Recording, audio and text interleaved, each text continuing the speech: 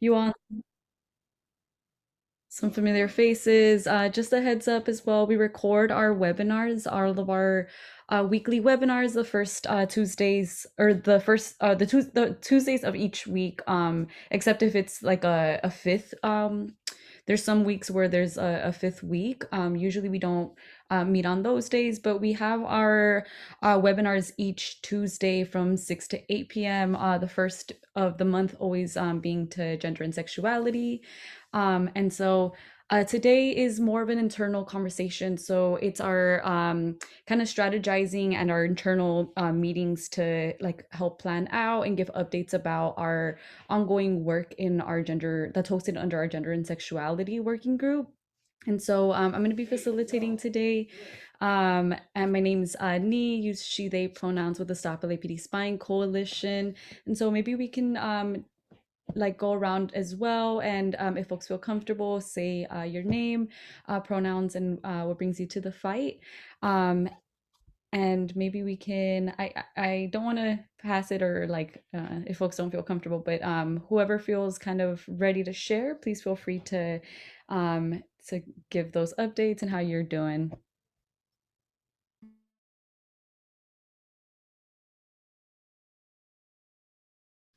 I'm happy Should to. I speak?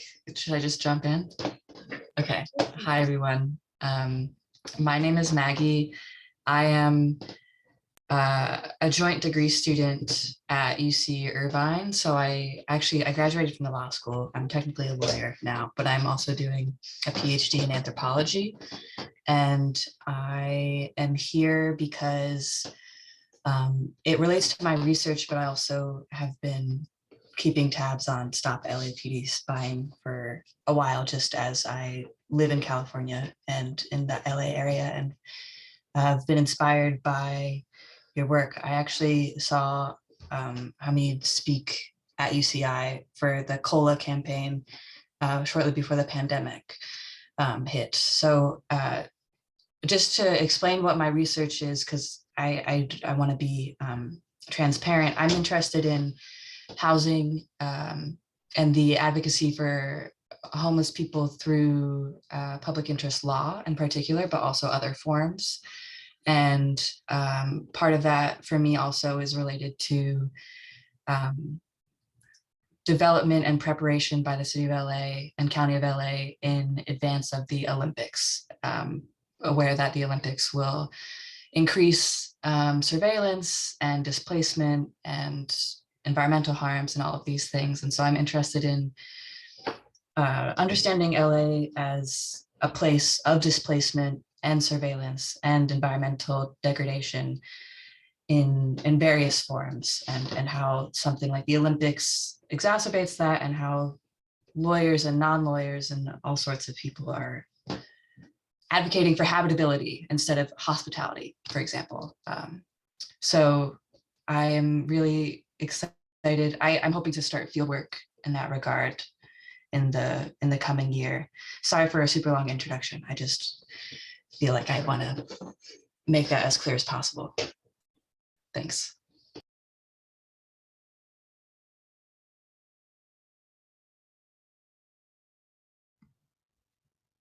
No, thank you. Thank you for sharing. Does anyone else as well want to take a turn and say how they're doing, their interest as well? Because it definitely does help as far as like guiding the conversations as well. So if there is something that y'all are interested or doing research on as well, that's something that would be helpful.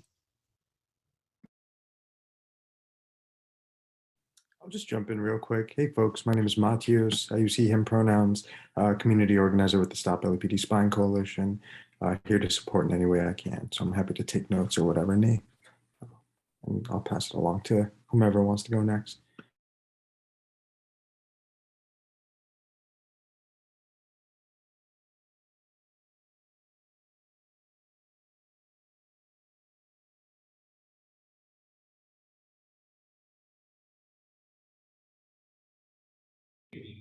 I can just go next to. I just put it in chat. Hey, everybody. My name is Hamid.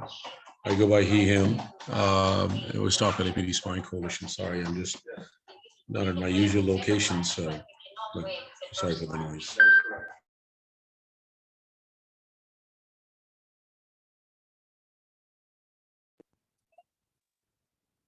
Hey y'all, this is Brad Edwards, he, him pronouns.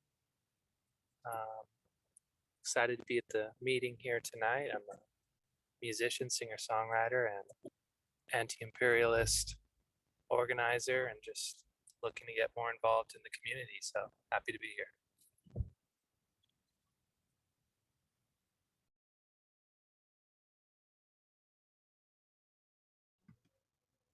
Dope, welcome. And Benny, I'm not sure if you would want to go, but just want to leave space and room in case you would want to just give an intro.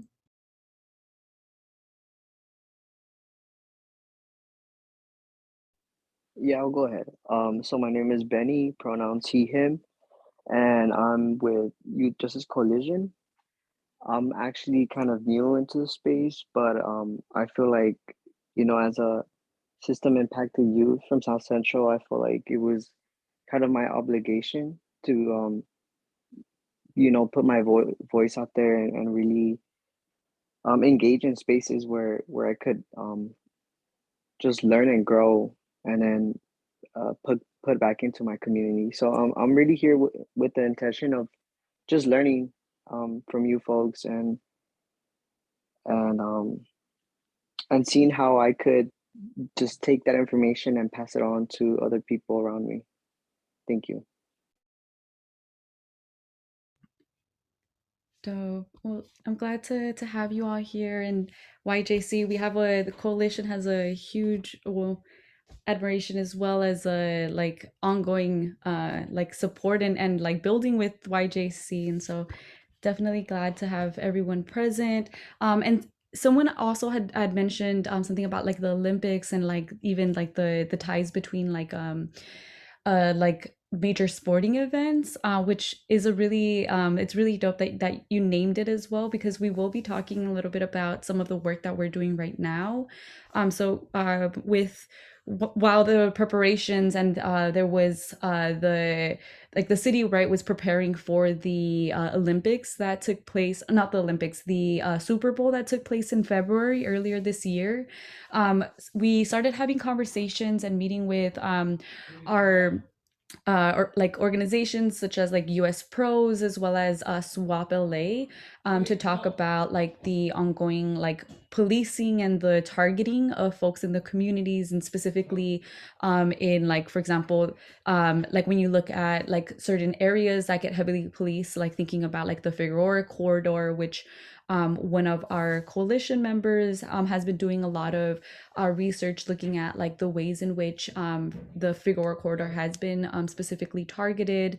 It was a really interesting conversations that we had with SWAP LA as well about the like crime prevention through environmental design, and how like there are certain streets right where there are sex workers like doing street-based work on the Figueroa corridor, and how like um literally land ends up getting criminalized as well, to make it easier to criminalize the people in those communities. And so they had mentioned how like in those conversations about how like there are now one-way streets, and so making it easier for cops to be able to better surveil, to arrest, or to like have surveillance on certain folks, and how like that ends up becoming like with the city planners, with all of these different entities that also contribute to like both policing and the policing state, but also the ways in which we also police gender and sexuality.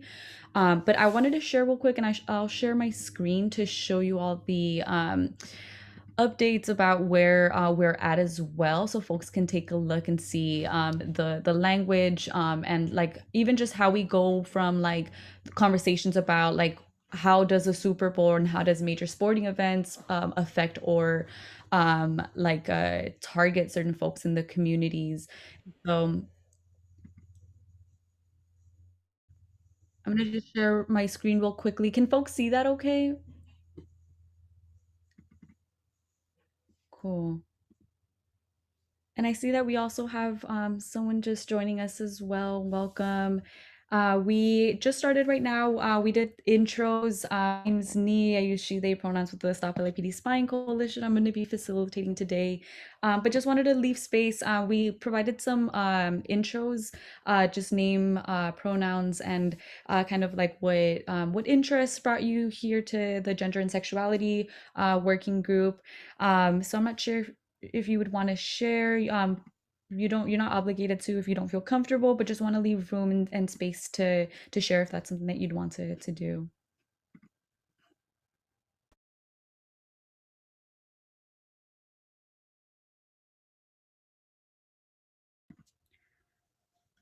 Cool, and feel free as well if you want to introduce yourself as well. Please feel free to put it on the chat or to as well unmute yourself and um, to like state like your name, pronouns, and kind of what interest you have. This is the working session, so it's our internal working group where we're going to just be providing updates, thinking about ways that we can continue to fight back, both against the police state, but specifically about the policing of gender and sexuality. So I'm just sharing here real quickly one of the PRAs that we have been working on, and I was just providing a little bit of a background about how. I apologize for that. I'm probably the worst person to be holding the slides. So we're just providing updates about kind of where this idea for this PRA came from. And for folks who might not be aware of PRA, I know the coalition loves what is it, acronyms, but PRA stands for the California Public Records Act request. And so it's a tool that the coalition has been utilizing. For example, when we received a lot of documents for trying to like look at the predictive policing models, thinking about like Operation Laser and several different fights that we have. One tool that we've utilized to be able to know our fight and know like the extent to how like the policing programs that exist is through filing these PRAs. And so I just have a screenshot here of the recent PRA that we filed, which it grew out of the conversations with US Pros and Swap LA, talking about and kind of in preparation as like the Super Bowl was it was ramping up, and it was a lot of we saw a lot of PR campaigns, a lot of conversations during police commission of LAPD continuing to weaponize and kind of like utilize things like equating and talking about like how sex work is like conflating it with sex trafficking and kind of utilizing that as a way of gathering more resources, more public support to continue to target and surveil sex workers that are doing it for whatever reasons, right? And so that's something that we were thinking about like ways to fight back. One of it was being present on the ground and trying to identify who are the collaborators, who do we know are present like during the physical events, but also in leading up to it and afterwards, because all of these resources is garnered and is kind of provided to be able to surveil and to target folks. And so this is kind of the language that we've kind of were putting together, and it was after a series of conversations with both of those organizations to talk about like what information would be helpful, what do we want to push back on, and what are we kind of curious about, like what types of programs already exist and how they're like utilizing these resources to target folks in the community. And so I just want to leave some space as well, in case I know I just shared a lot of information. And so just want to leave room in case folks have questions, both about like the PRA process, but also just anything that I kind of just shared right now. So just want to leave room to see if there's any questions, but also I'm going to check the chat real quick. But please feel free to unmute yourself or to also put it on the chat if you do have any questions or would want us to explain any of what we just shared.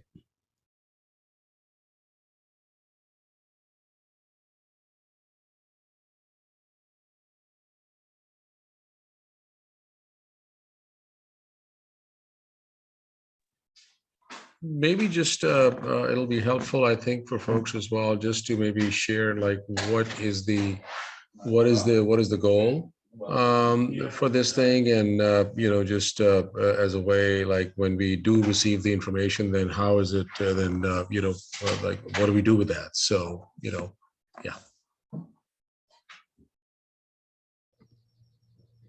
Cool. And then just to confirm, Hamid, you're saying like what was our goal in like in putting out this PRA or to draft this PRA? Or like Yeah, like just how this coming together, and then we already spoke about it, but uh, what are we trying to find? Mhm. Yeah, that's a great question. So the goal really, at least the goal that that we have been talking about as far as like what do we want out of like receiving all this information is to better understand our fight. Because one thing that we talk a lot about like in the coalition is like know your fight. And so I think like we understand how like police show up, how like they're like sites of like both like patriarchal settler colony and like white cis heteronormativity, but I think being able to like name how and like where the sites of harm are also coming through, and being able to continue to build with folks that are directly impacted by it. And so our goal really is like in like collaborating with US pros and with swap LAs to like also understand like what would be good information both to like break down those narratives. And the like LAPD, for example, has over 40 folks that they have for PR.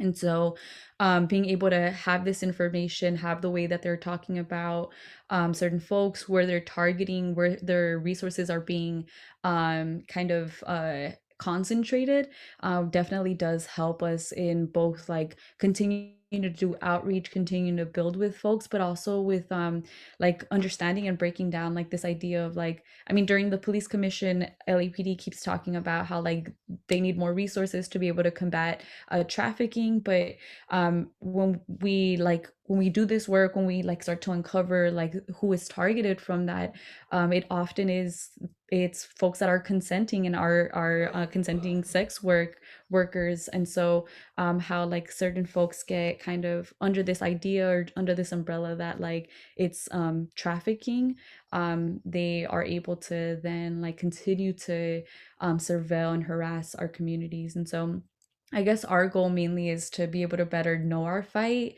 and to be able to like as we're going through those records, as we're kind of seeing how they're the language and all of that, how we're able to kind of poke holes on their arguments and poke holes on their like those ideas that they or like their kind of like savior mentalities as well. And so that's mainly the goals that we kind of have been identifying. But it might be helpful to if we could maybe go through as well the different kind of pieces and like the different records that we wanted to obtain. So maybe we can also like strategize about like what can we do with this as well. One other action item that was named when we were talking to like US pros and swap LA is about once we have this information, and as we're kind of going through that, the different documents and like the staffing models, all of the different like moving parts when it comes to targeting of sex workers, is about like how are we going to make this information as well accessible to folks in the community. And so we've been talking about pulling information into whether it's a zine that comes out of it, whether it's like videos, graphics, or even like figuring out ways that we can create posters to continue to both like state our like reclaim our narratives, but also highlight the ways in which like communities can like we keep each other safe by like as well sharing that information. So that responsibility as well. And I also want to leave room because I know someone just also joined as well. Welcome to the Gender and Sexuality webinar. Right now we're doing an internal check-in and updates right now about the recent PRA that we filed in collaboration with US Pros and Swap LA. But just want to leave room to, in case you would want to introduce yourself, folks. We just went around and said our names, pronouns, and what brought you to the webinar and to this fight. In case you would want to share, but just want to leave some room in case you would want to either unmute yourself or I see also you just wrote in the chat as well, but just want to leave some space for that.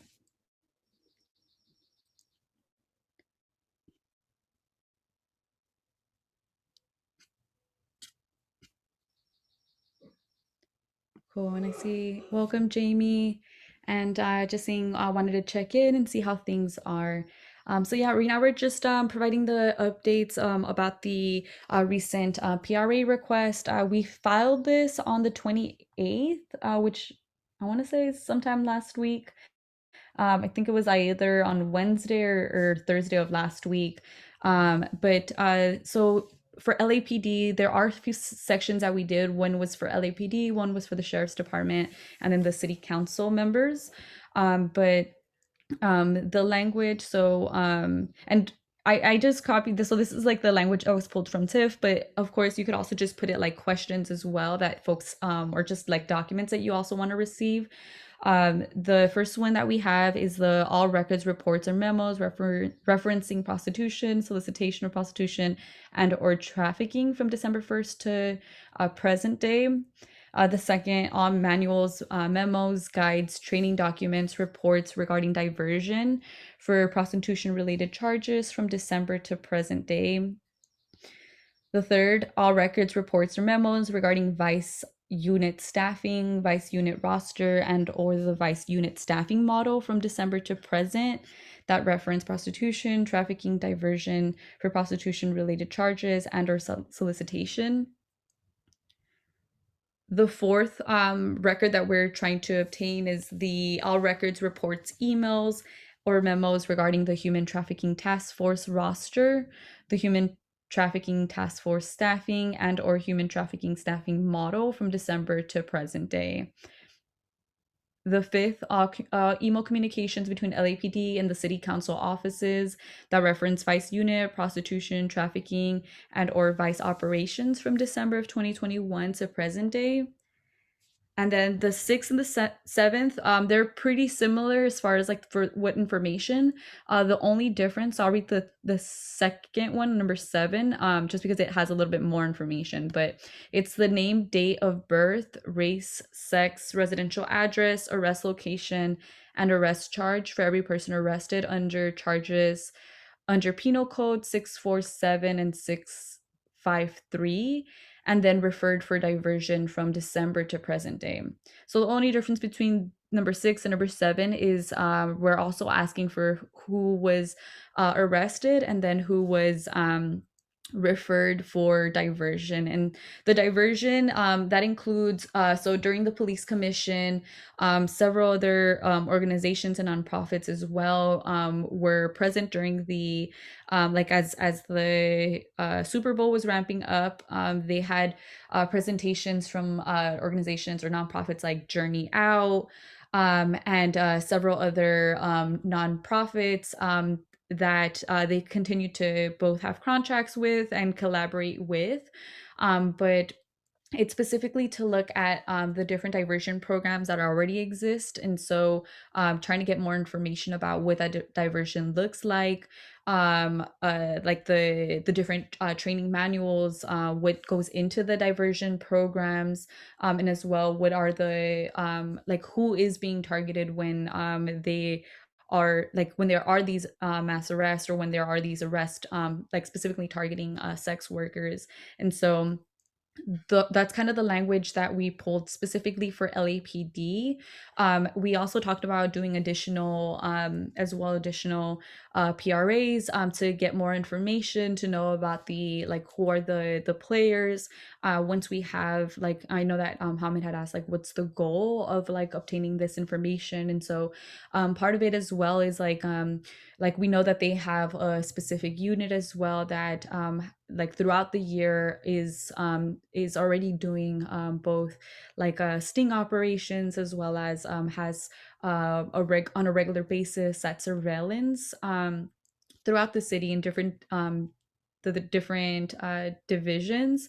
But for example, the vice unit staffing, we want to get more information about what their operations look like, if they do have any sting operations, what that entails. But we're kind of trying to figure out more of like who, with the admin, the who makes up, how many resources are going to that.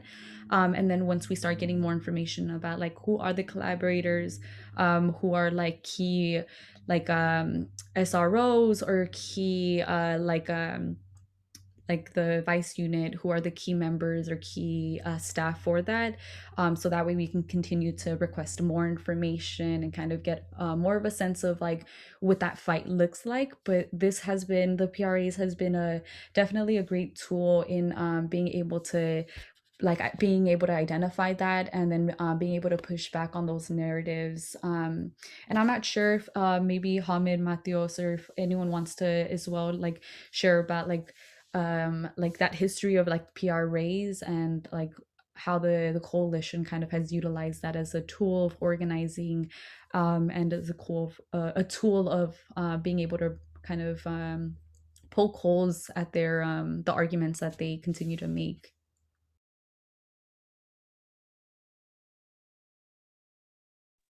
Hamid, you've got your hand up, so you're welcome to go. Okay, yeah, no, I just actually had a question too, but yeah, just real quickly, actually, you know, we also have, I see Jamie's on the call as well, because Jamie has a video on filing for public records. But just a brief history that, as Nino was explaining, this was a law that was passed in 1968, which is known as sunshine laws or need to know laws, and where any public agency is obligated, which is funded by public dollars and tax money, and even if they have relationships with private enterprise, they have to, whatever they, from their end, they're obligated to share information, because for public knowledge, if asked for, unless there are certain exemptions, if it's an open investigation or if it's an issue of national security, blah, blah, blah. So the coalition from the very get-go, you know, rather than, I mean, one of the ways we've been able to really understand the structure, the impact, has been through doing extensive filing of these public records. That what is the purpose? How did they come to be? What is the thinking? What is the funding? What is the staffing? What is the impact? How does it connect to the broader system and all of that? And that has really helped us do a deep dive and almost kind of do a, I mean, I know we've used that analogy of an MRI of the institution itself, like, you know, just kind of bearing it and helping us understand the various connectivities that they have. So that's been the history of that. And we have filed a public records lawsuit as well.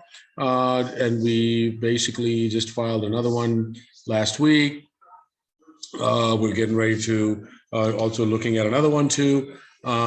So, and for that, that has been super helpful. We've been able to even get secret lists from the LAPD as well. The first one was on the suspicious activity reporting program, and more recently, towards the end of 2019, we were able to get a list of individuals who were into, you know, just listed in the chronic offender program. So that's really the history of that.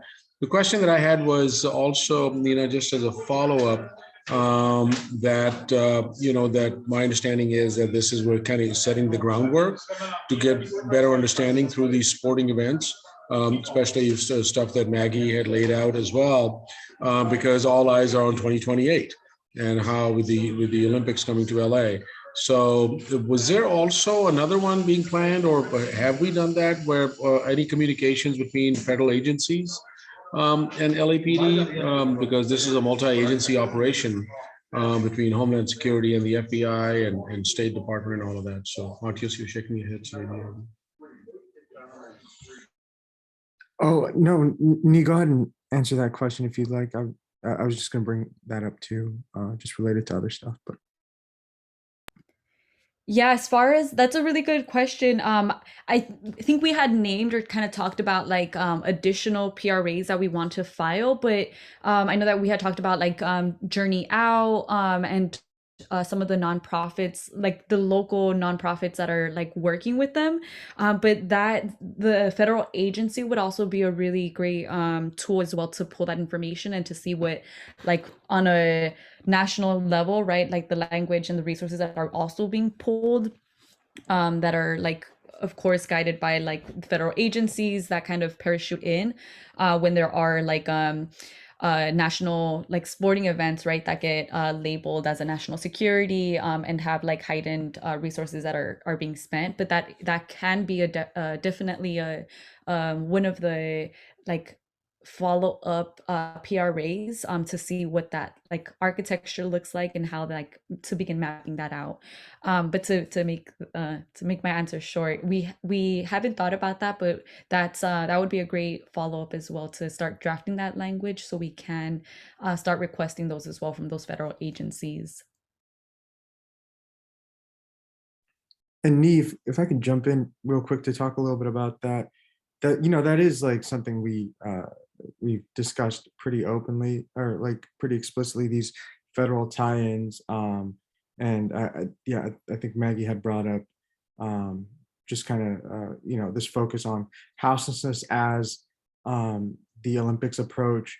Well, we see an attack on poor folk across the board as these big events ramp up. So even just thinking about the Super Bowl that just happened in LA, and Hamid just dropped like that areas are designated NSSE, National Safety Security Event, which Hamid can maybe talk about a little bit more. But as my understanding is, it allows federal entities to kind of enforce more easily within local jurisdictions when these big events kind of happen. But even at the action around the Super Bowl that No Olympics held, we saw DHS agents walk in willy-nilly. And they, over the course of this event, they were pretty regularly raiding street merchants, street vendors in cooperation with ICE, another federal entity. And these ties are something we've kind of elucidated in the past through PRAs. And I'm trying to think of a couple examples right now. Most recently, our War on Youth work group had been fighting against this targeted violence and terrorism prevention grant, which is a grant funded through the Department of Homeland Security that was awarded to the LAPD and unfortunately was approved by City Council. And what this grant does is it funds an LAPD program called Providing Alternatives to Hinder Extremism, or PATH, and it's just racial profiling in schools. It deputizes 500 educators, therapists, school counselors to surveil youth and monitor them for risk factors, which are generally innocuous behaviors or racist stuff, like just being too into your culture, or if you're Black, Muslim, or Indigenous, you're prone to being targeted.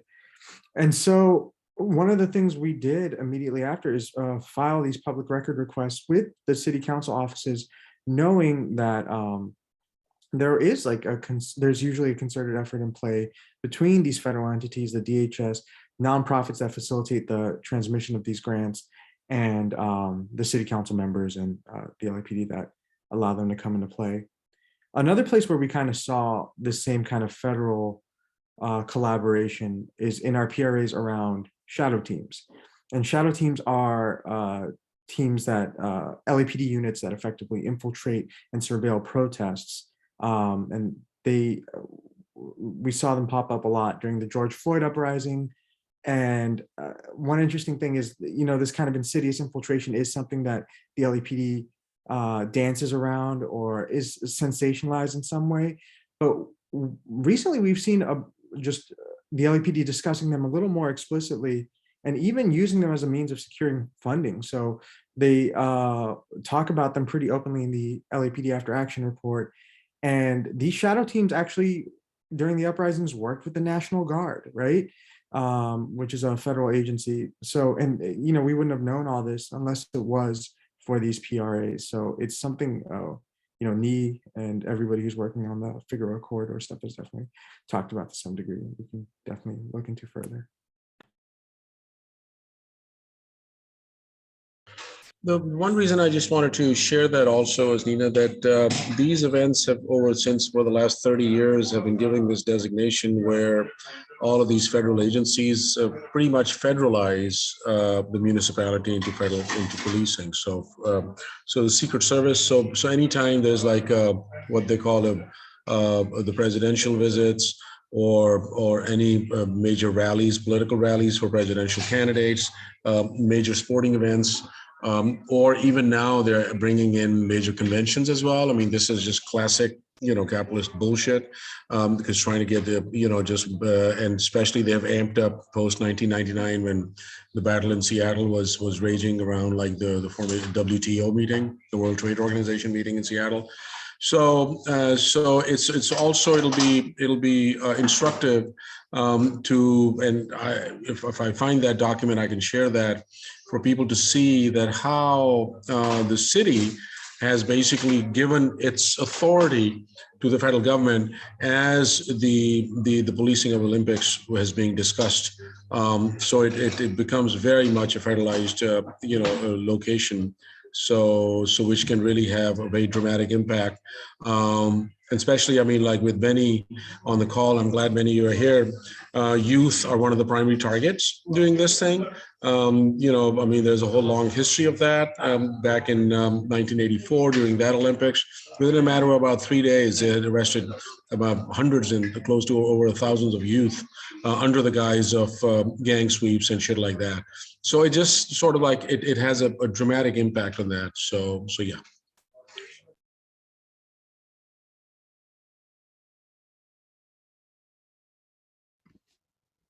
Yeah, and I'm gonna drop right now in the chat. I know Hamid had mentioned, so we do as well have a YouTube or a video more about like the California Public Records Act request. So if folks have questions about how to file a Public Records Act request, it's about a 40-minute video. But I would highly recommend as well checking out the resources. We also have a pamphlet or this really dope resources as well that talks about or breaks down how you'd be able to file a PRA as well. So for example, if like as you're kind of as well, if there's like anything that you're interested as well about gathering more information, whether it's like federally, whether it's like different state agencies, you would be able to file them as well. And it kind of has a breakdown of how you'd be able to like generate those questions and then where you would be able to request those for LAPD and for I believe like all the local, like the city council members, the fire department, all of those would be through Next Request, which is essentially the hub that LAPD and the city utilizes to make those requests. And so like if you like, for example, if you just Google Next Request, and then you have like your list of questions that you'd want to, or like documents that you'd want to receive, it's a pretty simple process. You just have to file or put in your like create an account with just like your email and your like your username or login information. But it's a pretty simple process, or it's a pretty simple program to be able to like file those requests as well. But I'll drop it on the chat as well in case folks have any questions or would want to file a PRA as well. So that way it helps as well guide them. But if folks also have like specific information that they also would want to request, I know the coalition as well would be happy to also support with like drafting and like helping like to if there's any questions as well that folks might have. But I'll drop it right here so folks can see it. It's on YouTube, but it's under our coalition, the resources on our YouTube page as well.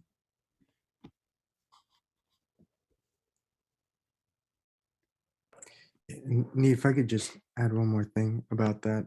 So yeah, the coalition's collective research is driven through like just regular folk doing PRAs, not kind of, I think, and maybe Jamie and Hamid can speak on this a little bit more, but one of the goals of the coalition was kind of to take the attorney out of that whole process. And so with that in mind, we do, we're going to be consistently doing outreach in places like Leimert Park and everywhere else. And one of our goals is to empower folks and walk people through the process of doing PRAs. So to get that information and even just helping people craft their questions around what information they want to get. So tap into one of our work groups, and that's really what we do.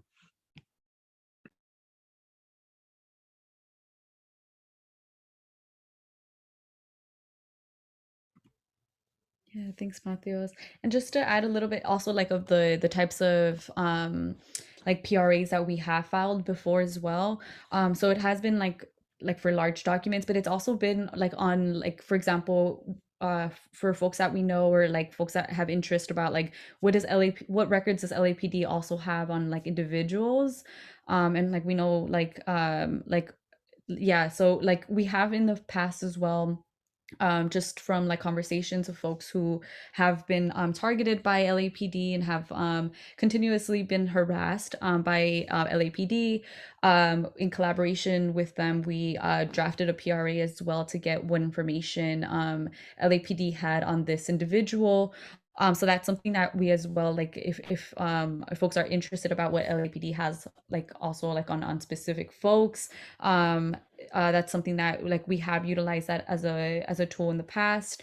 And then on the records that we received with the shadow teams, I think just to like tie it in as well into like how sometimes and we presented not too long ago at with USC abolition, and they we were kind of strategizing as well and planning out like how we can utilize this tool, and how like USC, which is a private university, how they would be able to gather some of this information just because like it's sometimes a little bit more difficult to be able to gather some of those documents. And so one thing that we were strategizing with the USC folks is like ways in which you're like, even if USC, for example, is a private institution, they have communications and they oftentimes are collaborating with both state, local, and federal agencies. And so one way to kind of go around that is to like request that information from like the agencies that we are able to force or like gather the documents from, to kind of start mapping that out and to see like what we can uncover. But on the shadow teams, and something that like Matthews and like the folks that from the shadow team working group have kind of uncovered even within those documents is like during the George Floyd uprisings, how like institutions, how like in this case it was I believe Loyola Marymount University who ended up it was the Department of Public Safety, so it's the on-site campus police, and how like they ended up gathering or getting information about one LMU student who was organizing a protest for like during the George Floyd uprisings, and so how the Department of Public Safety ended up like sharing that information and giving it to LAPD, who then had like the student's name, the student's social media handles, as well as the phone number of the student, and how like how that also gets like from an institution providing that information, which kind of ties also as well into like community policing and how like community police each other as well.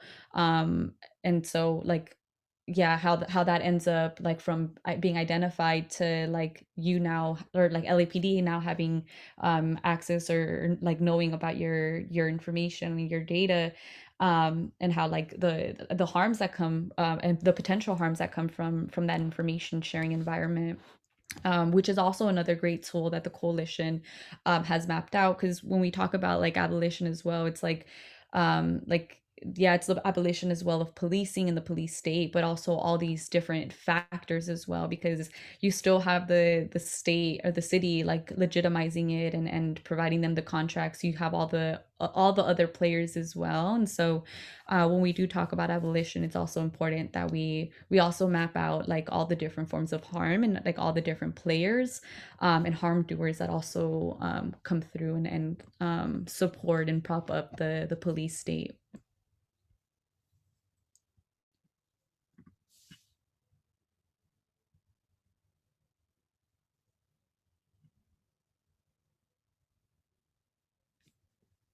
Cool. And I'm just seeing here the chat. So Maggie put, that's really great. Something I'm interested in is how legal practices slash processes get translated into non-legal settings and general knowledge. That was kind of just in response to you talking about teaching people how to do PRAs.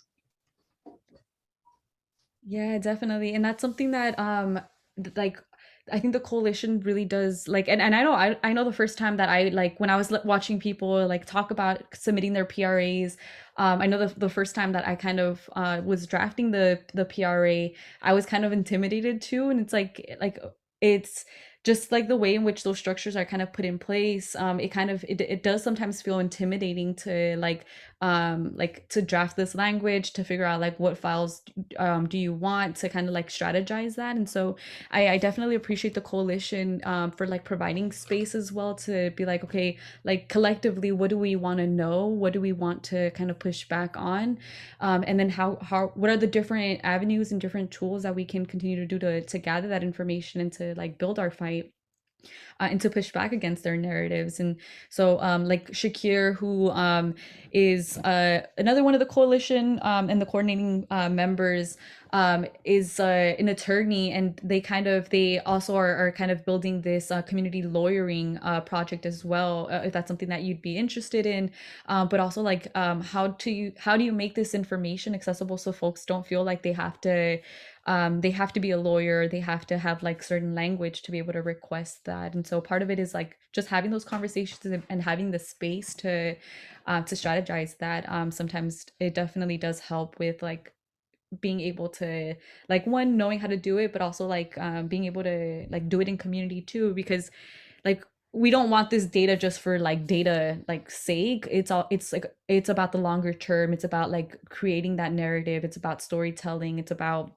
pushing back from like the ways in which LAPD is able to kind of have their like narrative kind of put into the forefront, where we know it's a bunch of lies. It's like it's packaged in a way that doesn't really show the true harm and the intent to cause harm, which we definitely do. We do try to do it a little bit more collaboratively. But if you do have any interest as well, feel free. I'll put our email as well, or feel free to either email us to hit us up as well if you have like specific projects in mind, or just like how to go through that process. Just because it can be intimidating, and it can sometimes be overwhelming with like figuring out what kind of records you want to start. But we do have that community lawyering as well working group that Shakir is still trying to organizing. If I may, that relates, what you were just talking about relates to my second comment in the chat, which is, I mean, you were talking about community policing and how you're cognizant of information being shared with the wrong people. And so I really admire and appreciate that all of your webinars are on YouTube. But I'm curious about like how you think about, okay, Hamid's saying you're building a coalition archive, but how you think about like a YouTube archive of webinars, which is has certain amounts of public facingness to it, as opposed to like an archive of all the PRA request data that can be, I'm sure, really dense if you don't have like a way to understand how to navigate it or store it. Thank you for entertaining my question. Yeah, definitely. And Matthews, did you want to? Yeah, I kind of wanted to try to take a stab at that question, and I think it's a really good question.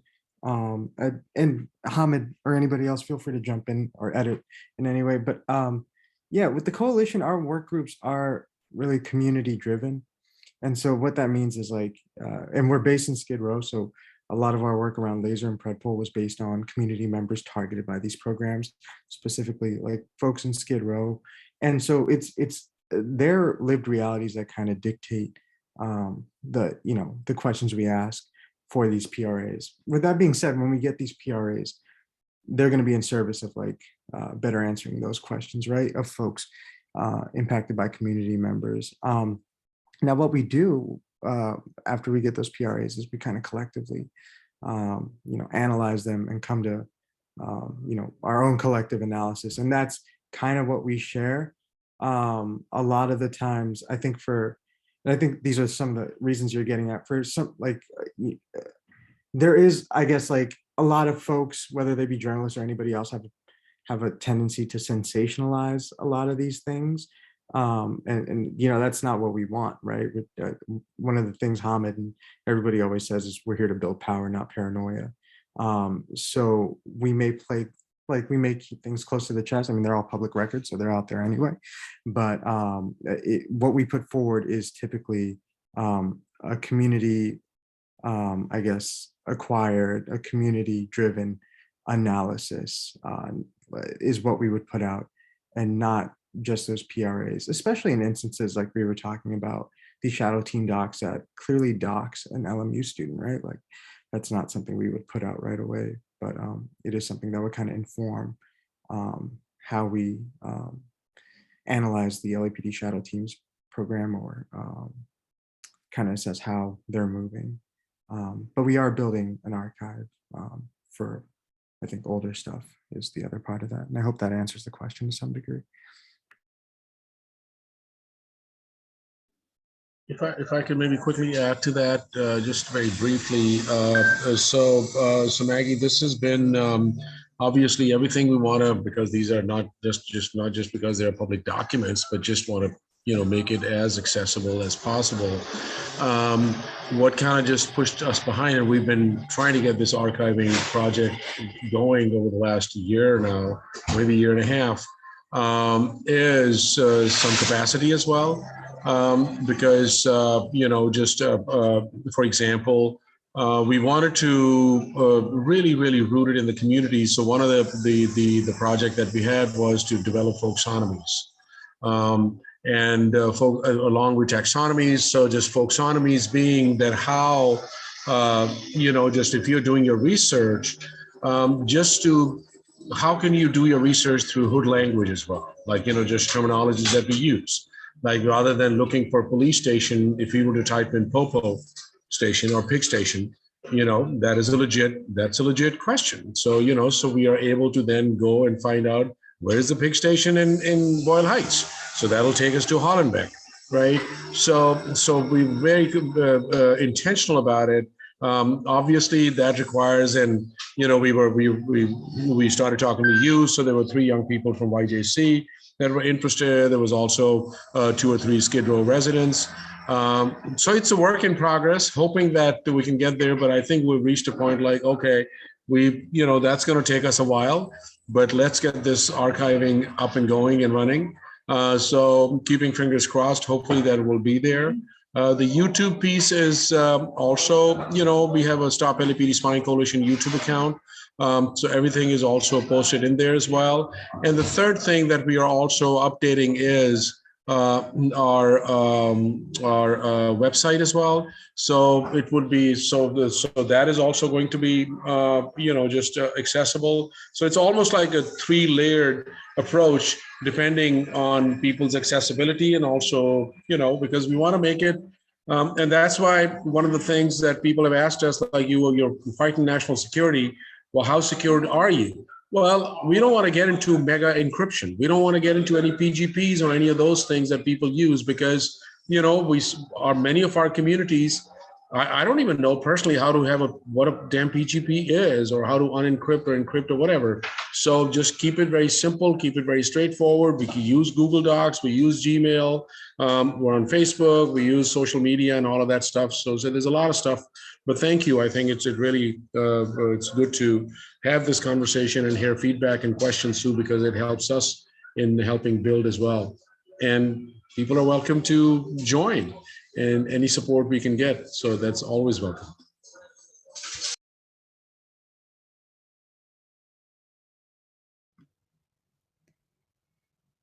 Yeah, and on the folksonomies and the accessibility too. That's something that we've been in conversations for a while now, about like we have a lot of records as well, and so like even the conversations about like do we want like should we just put all the documents out there, and then like building those folksonomies, that kind of the our analysis as well. And so we've been like trying to break down as much of the documents to like pull some of those folksonomies and like pull like some of those like which programs were they utilizing, is it predictive policing, how it shows up.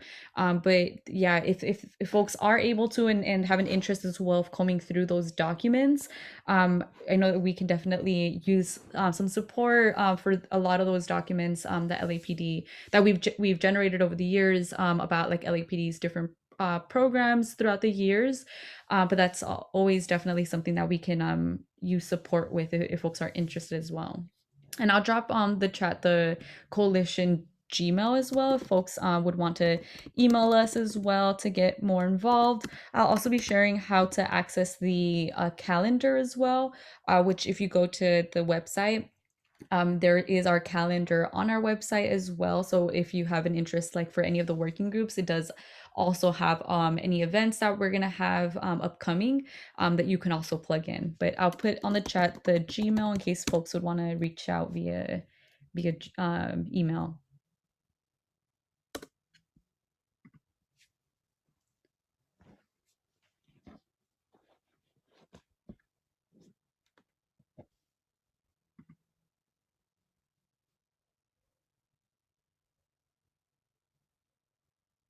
And I see Brad's comment, playlisting the YouTube channel into specific categories could make the YouTube much more accessible, like a playlist of the collective learning would be good.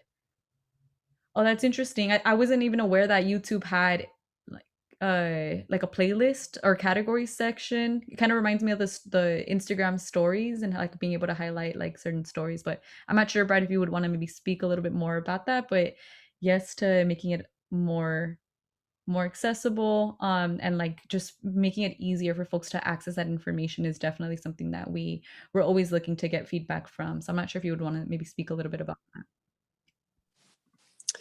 Yeah, so some of my favorite YouTube channels will have a lot of videos, and when you click on the YouTube channel page, it'll have a playlist. It gives you the ability to make a playlist of various categories of videos. And I was using the example of these collective learning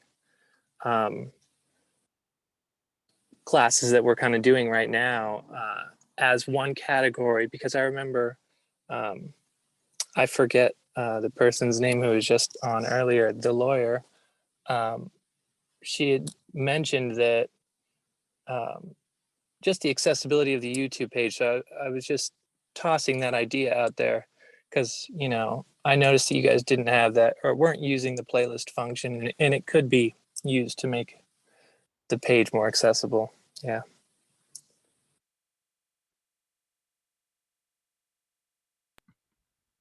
Oh, yeah, that's a really great suggestion.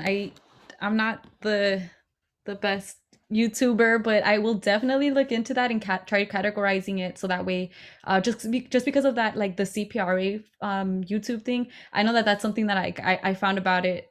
Someone had mentioned it like kind of off to the side, and I was like that resource would be really dope if folks like are aware of it, just because it is on YouTube, but sometimes it is hard to access it. But we'll definitely be looking to make that into a playlist so that way folks can kind of we can categorize it through the different fights. But that's a really great suggestion. Thanks for bringing that up. We actually are the current. We started off when we were starting off these post-COVID, when we went into these webinar modes as a result of COVID instead of in-person meetings. We started off. There was one category of a police state in the time of COVID and uprisings. And then more recently, about for the last 7-8 months, we switched. We had another category, which is under collective learning. So all of the most recent webinars are going into a collective learning category. So yeah, thank you, Brad. So we'll definitely, I mean, if we can make it better, would love to, get some more guidance on that. Appreciate it.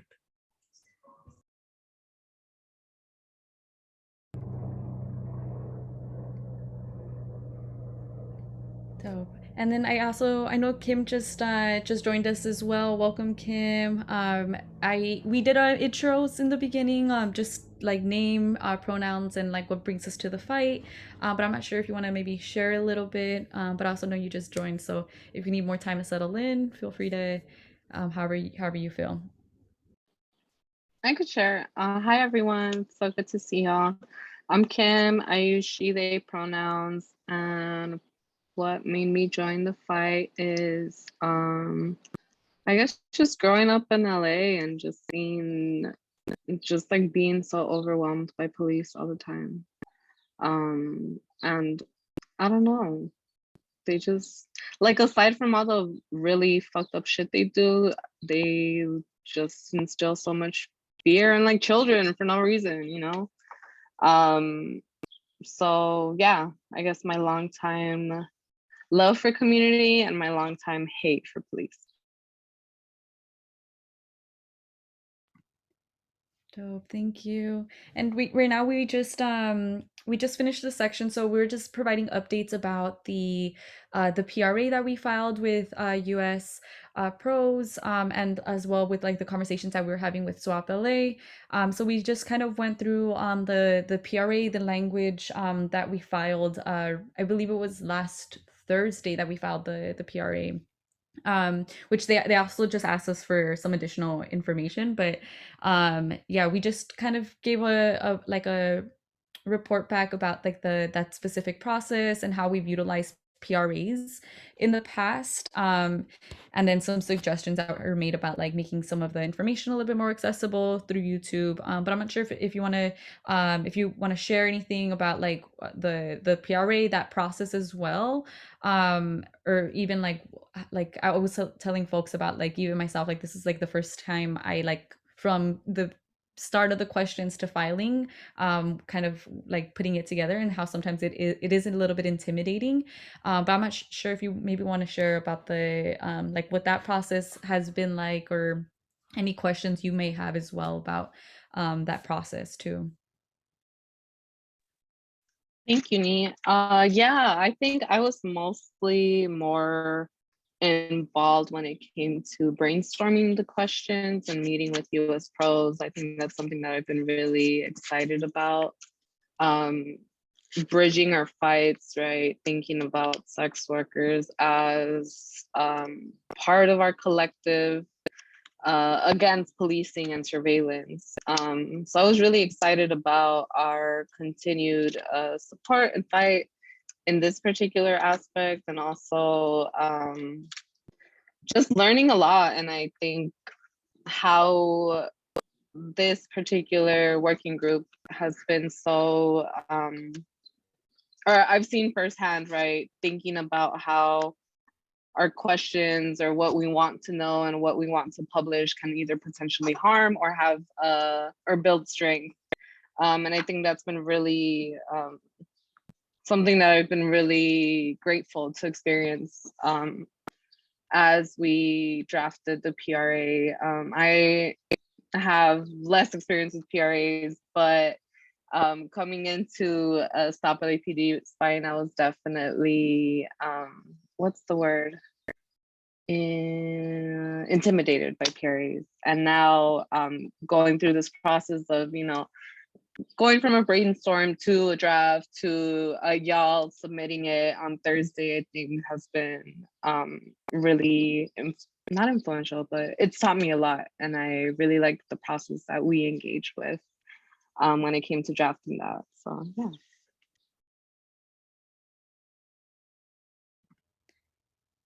Cool. And then just like for like next steps as well, like as we're getting those documents, if folks are also interested in plugging in or doing any of that research, as we kind of get more information about what that, like, what the staffing looks like, what the model, who they were, like the mission sheets where they were spending the vast majority of their time surveilling and targeting. If folks are also interested in plugging into that working group, and in like looking through those records, please feel free to drop down your email so we can also include you on those threads, as we start to develop, or kind of as we start to meet to go through those records. And then we also had discussed as well about potentially coming up with a zine and some like posters that we can both provide to community and post up as a way of fighting back.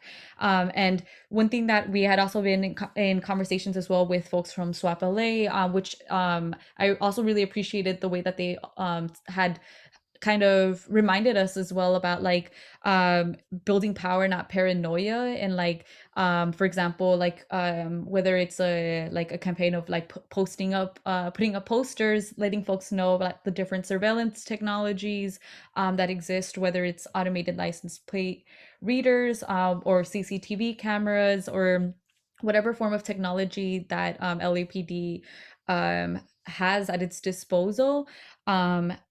Like providing not just like telling folks like be aware there's like this surveillance, but also how also are we building that power, how are we building with folks to not just kind of like make folks kind of paranoid that like someone's watching, but like how are we actively trying to still keep folks safe while at the same time providing that information to the community. And so that's why it's so important, especially having conversations with folks and especially folks with that specific lived experience always it's so critical as well, because of course we want to as well do things in solidarity and like honoring like all the different like all of our different identities and where we're all at. And so trying to honor that as well. But something that we also are in the works of as we're getting those documents is coming up with a PRA in some form of providing that information as well to talk about the different aspects as well of it. And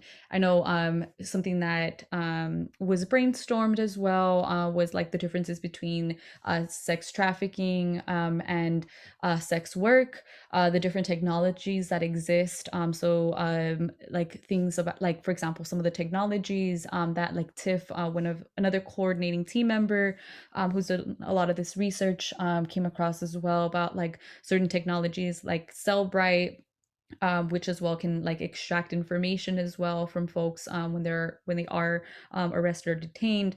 And so like thinking about ways in which we can also share the different technologies that exist, and then as we get more information about what the like vice squads and the vice unit and operations look like, that's also something that we're going to continue to build and share as well with our communities. But if folks are interested, please feel free to either send me a or send us an email at the Stop LAPD Spying at gmail.com, or to drop your email at the bottom, and we can also CC you during those correspondence.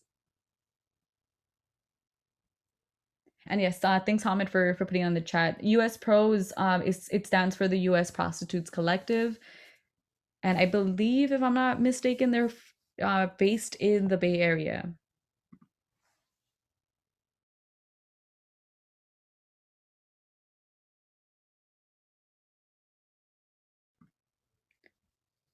Cool. And then do folks have any questions or have anything they want to like talk about, or any topics or like things that they also want to strategize? It's our internal meeting, so part of our working group right here is also about like figuring out like what are folks interested as well in both learning and collectively discussing as well.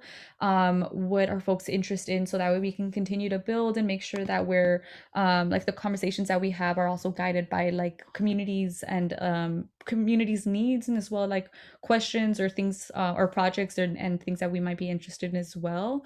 So just want to leave room and space for any conversations or topics folks would want to see covered, or maybe topics that have that you've seen in the past as well from the coalition that you would want us to continue having those conversations about, but just want to leave room for kind of a strategizing of like what to like the next for the next few meetings, or for the next either direct action webinars or any like campaigns as well. What are potential things that folks would want to see?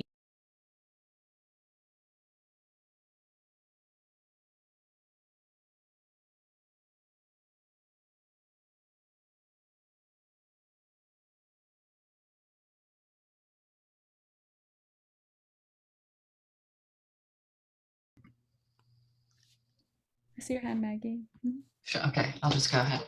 Thanks. I have loved hearing you talk about all the different organizations that you partner with in this coalition, SWAP and others. And I'm just curious about how, I mean, I know this is also like the gender and sexuality sort of subgroup, I think, right tonight, right? So I'm just curious how you, as in like the Stop LAPD Spying Coalition, thinks about different sort of topics, I guess, or different groups of vulnerable people and how they're sort of categorized, and how you think about that in a coalition sense, and work with other orgs, and what is the sort of like regularity of that. And in the back of my mind, I'm also curious about the No Olympics coalition too, because from my understanding, that came from DSA, Housing and Homelessness Committee, and they've also sort of partnered with other groups like tenants unions and environmental groups. So yeah, I'm just, what work are you doing with other orgs? Yeah, that's a great question. So and feel free, Hamid, Matios, and Kim, if you'd want to add anything as well. But a lot of it as well is like both like folks that we've been building relate or like we've built relationships with over the years. So like folks like I know Benny had also mentioned like the Youth Justice Coalition, as well, like folks like Street Watch, where we are based in LA the Los Angeles Community Action Network in Skid Row as well. And so like a lot of affinity groups, a lot of it is both like very like the relationships we've built over the years, as well as like when we do meet folks for different events, or like for example for different like campaigns. Those are also some where we as well make sure to like, especially if there's already like local groups in that community that have been organizing on specific topics, or like specific campaigns. It's also important that we are connecting with folks there, because it's like also honoring the work that exists and has existed, both before, during, and after.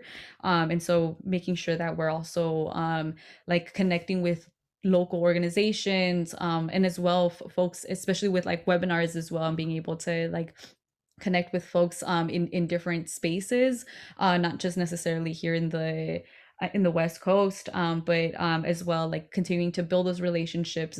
We had conversations as well with folks in New York about the policing projects as well. And so it's, yeah, I think it's really important as well to connect with folks that are doing things outside of like both locally, but also like if those campaigns also like, yeah, it's happening both on a federal, national, and like beyond our man-made borders. So also collaborating with folks in that sense. But I'm not sure if Hamid, Matios, or Kim, if you want to add a little bit more to what that coalition looks like and coalition building.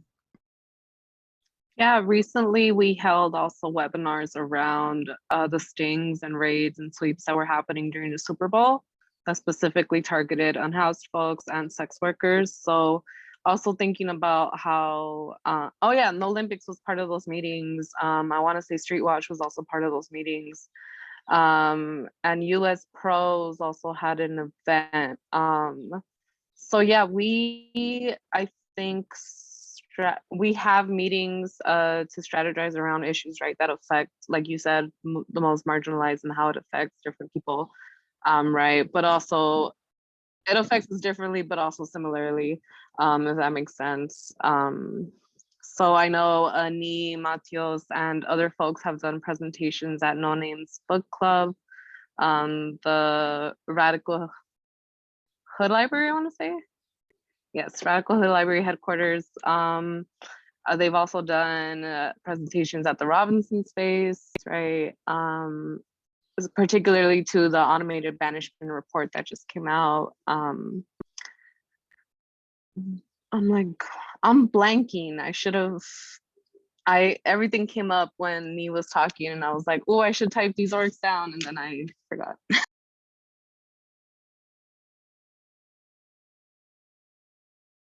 Matthias, you want to go? Sorry, friends. I was actually just saying that I've got to hop off for another call. But thank you so much, Nee, for facilitating this, and thank you for making this space. I look forward to doing this work. It was good seeing you, Kim. Thanks for Thanks, joining us. Matthias. Yeah. Just kind of building on Kim's comment, Maggie, to your question. Yes, we work very closely with No Olympics, and then several other groups as well. It is a coalition, and how coalitions are built. I mean, originally it was a bunch of groups, but a lot of individuals were involved in getting this off the ground. People historically who've been involved in around the police brutality stuff and all that. Sorry, I'm at this very noisy location, but yeah, we work with a lot of different folks. Thank you.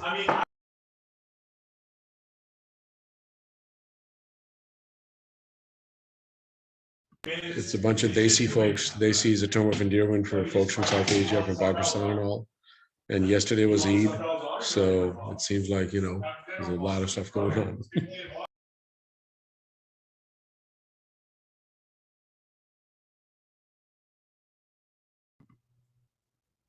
Cool.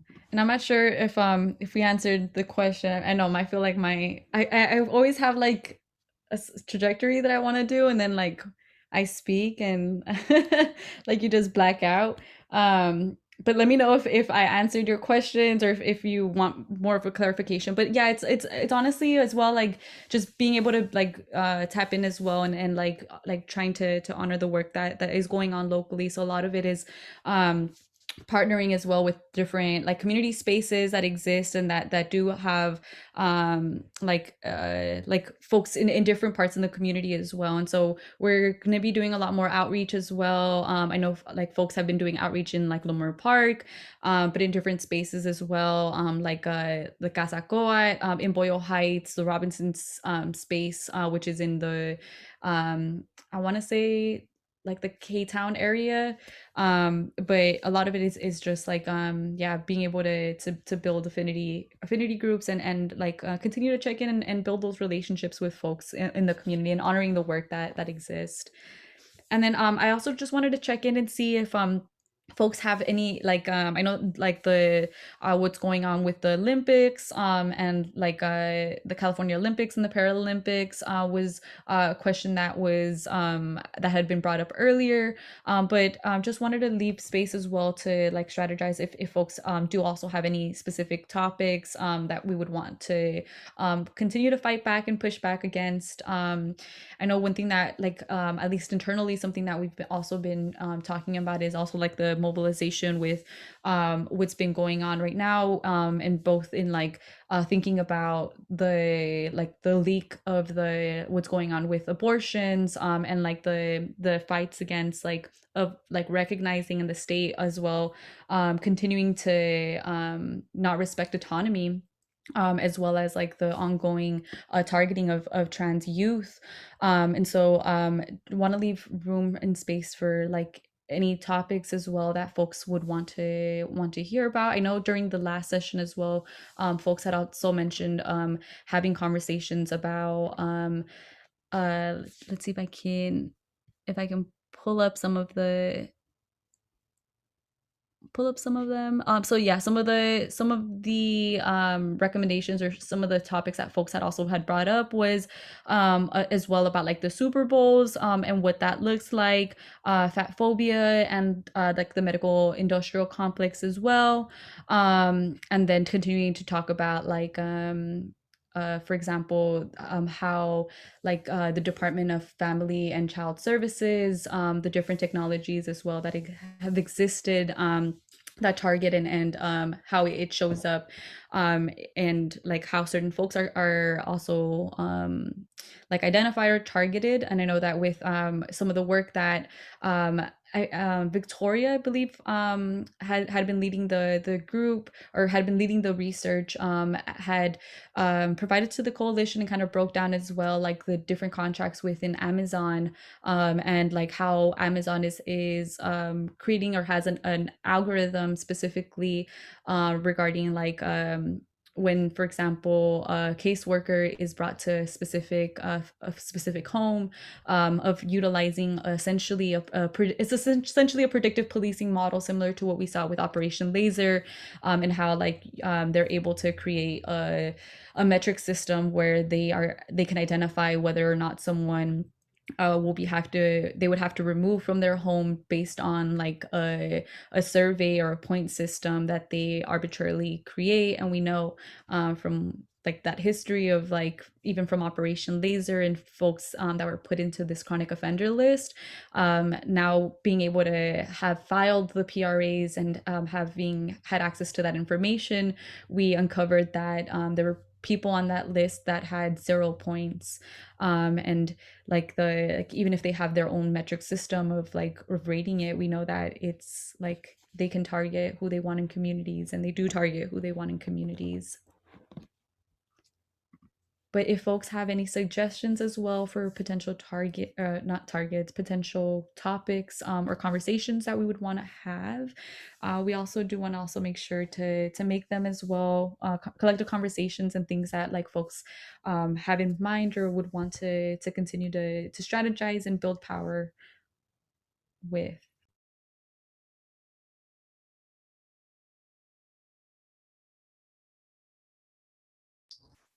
I can talk about something. Something I've been following is all the stuff across the country about essentially punishing trans kids, outlawing trans kids, and I think that fits under the gender and sexuality thing, and also the way that we've talked about how youth are targeted in other ways, right, through the penal system. But another interest that I have in the Olympics is in sports in general, and the way that that's a place where bodies get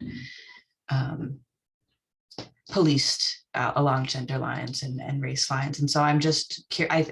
So something that I have been seeing that LA 28 is so proud of is like their support of youth sports. And so that makes me think all the time about like who is allowed to participate in leisure. So I'm just curious along the lines of how we could build power, not necessarily around sports, but around trans identities and the multitude of ways those are policed in both leisure spaces and non-leisure spaces, and what that looks like perhaps specifically in LA.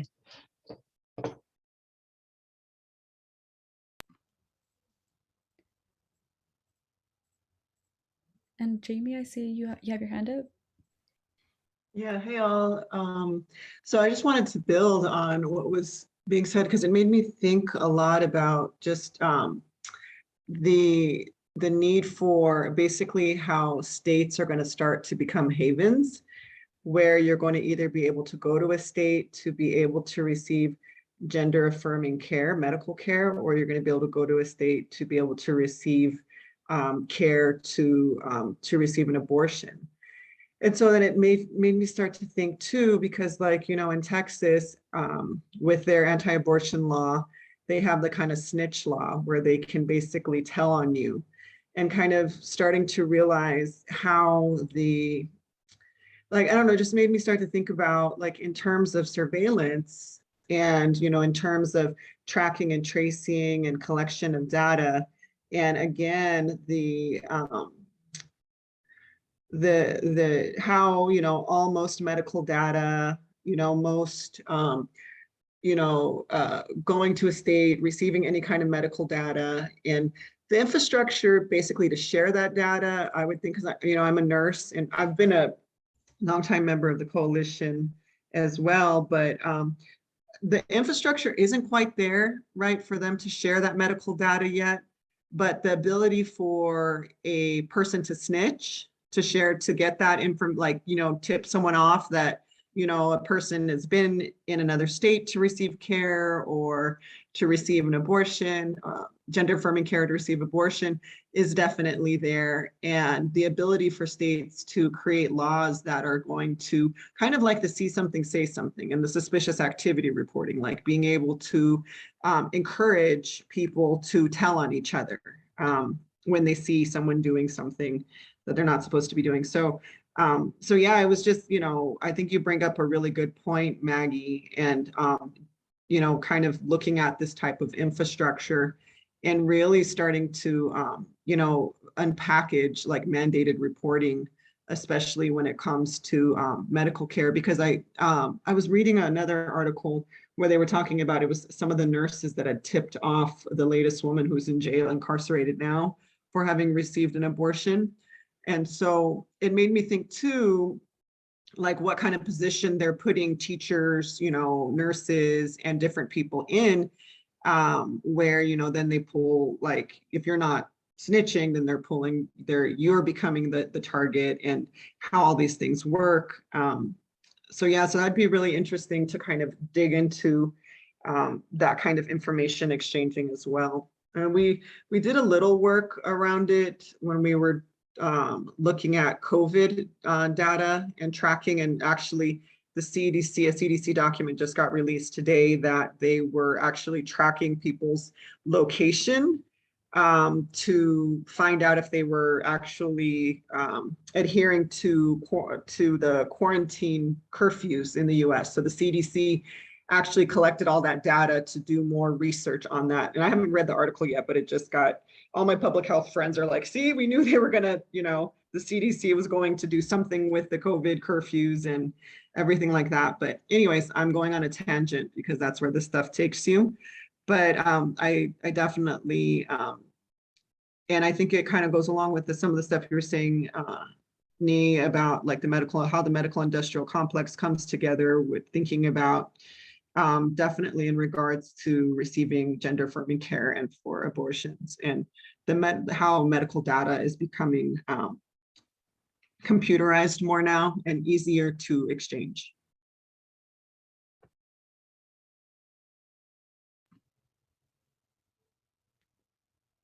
Yeah, that's a really great point. Thanks, Jamie and Maggie, both for naming that as well. And then I'm just seeing here the comments. Another place where mandatory reporting happens is in the university housing. Speaking of institutions, and that's a great point about states becoming havens. Yeah, and there's conversations too about accessibility and for who it's going to be accessible to, right? Because like even like being able to access like safe havens, especially if you're like a few states, you have to travel a few states as well. Like who does have access to being able to travel, and to have the resources to be able to continue to have whatever resources they require, right? But those are really great conversations as well. If folks as well have like folks that they know of, or like speakers as well, that would also be good to invite. Those are we could also definitely reach out to folks, and if you might know anyone as well in your orbits as well, that would be able to join us as well. That's something that we're always looking as well to collaborate if folks know anyone as well. And then does anyone have any other topics or anything that they also would want to see named, or would want to have conversations collectively regarding?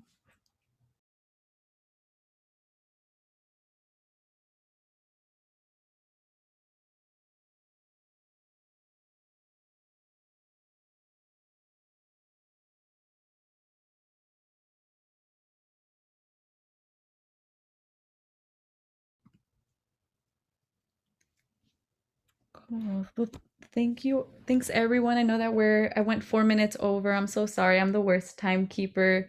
But thank you all for making time to meet. And then if folks would want to drop their emails as well in the chat. I know Maggie, you sent your email earlier, but as well, if any folks would want to join any of the working groups, or would want to get involved, we can either you can either put your email on the chat, send it to me directly, or you can email us at the Stop LAPD Spying Coalition. And then I also just wanted to leave room and space for any announcements, or like if folks have any community events that you'd want to let folks know about. And then I'll show very briefly just where you would be able to access any of our working groups in case you're interested about maybe any of the other working groups as well. I will screen share so folks can see where to access that information.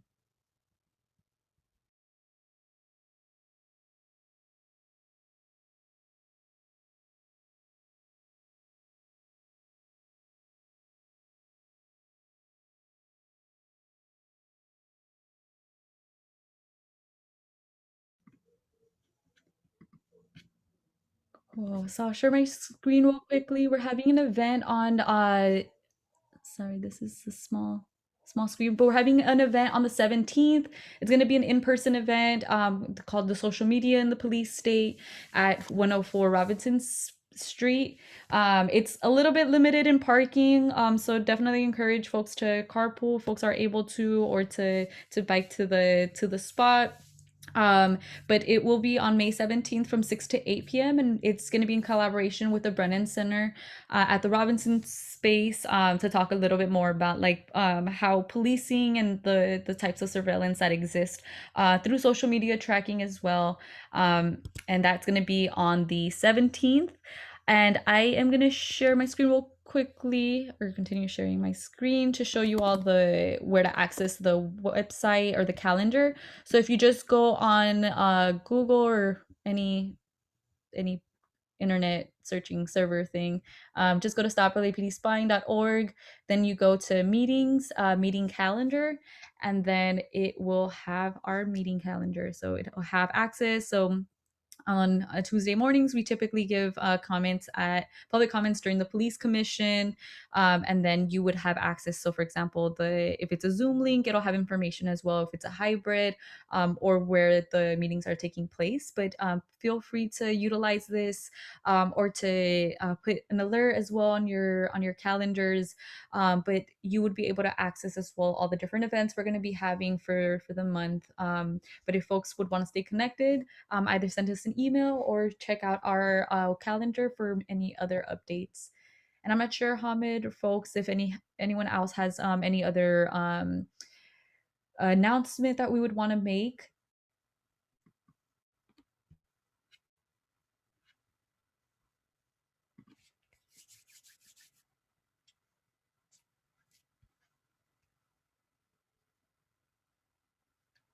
Cool.